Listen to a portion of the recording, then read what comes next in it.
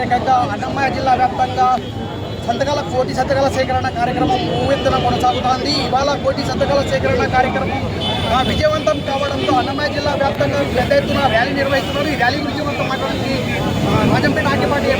Rajampet MLA Akepati Amaravati ఉన్నారు. చెప్పండి, ఈ ర్యాలీ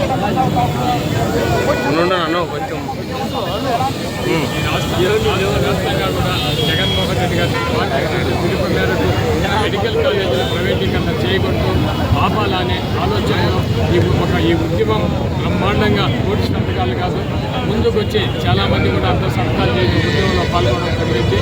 ఏదైనా ఒక ప్రభుత్వం ఒక మంచి పని కోసం నిధులిచ్చి అది ప్రారంభించినప్పుడు ఆ ప్రభుత్వాలు ఇప్పుడు దిగిపోయినప్పుడు అలా ప్రభుత్వం వచ్చిన ప్రభుత్వాలు పూర్తి చేయాల్సిన బాధ్యత.